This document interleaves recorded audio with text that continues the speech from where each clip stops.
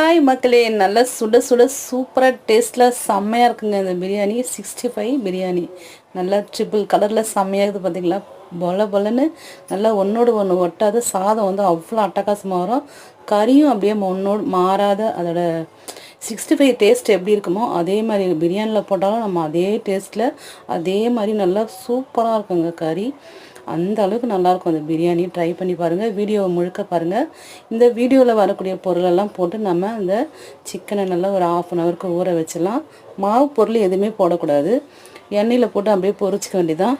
நல்லா மொறு மொறுன்னு பொரிஞ்சு வர டைமில் நம்ம எடுத்துகிட்டு அதே எண்ணெயிலேயே தாளிக்கிறதுக்கு பட்டை லவங்கம் எதுவுமே போடக்கூடாது.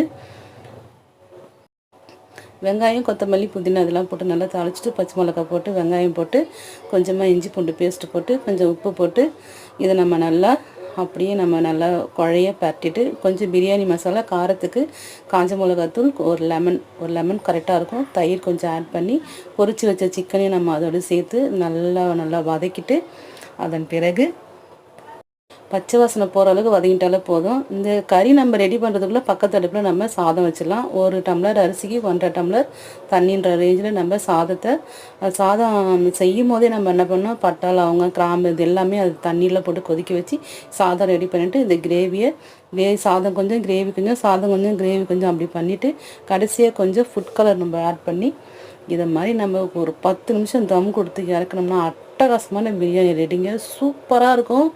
சிக்கன் 65 பிரியாணி. 65 தனியாக பிரியாணி தனியாக இல்லாமல் இது ஒன்றோடு ஒன்று சேர்ந்து அந்த ஃப்ளேவருக்கும் அந்த பிரியாணிக்கும் செம்ம டேஸ்ட்டாக இருக்கும். ட்ரை பண்ணி பாருங்கள் மக்களே, சூப்பராக இருக்கும். செய்யறது ரொம்ப ஈஸி. ஆனால் டேஸ்ட் வந்து செம்ம அட்டகாசமாக இருக்கும். சாதத்தை பார்த்திங்களா, ஒன்றோடு ஒன்று அப்படியே ஒட்டாத நல்லா உதிரியாக நல்லா சூப்பராக வரும். ட்ரை பண்ணி பாருங்கள், செம்ம டேஸ்ட்டாக இருக்கும் பிரியாணி. ட்ரை பண்ணி பாருங்கள் மக்களே.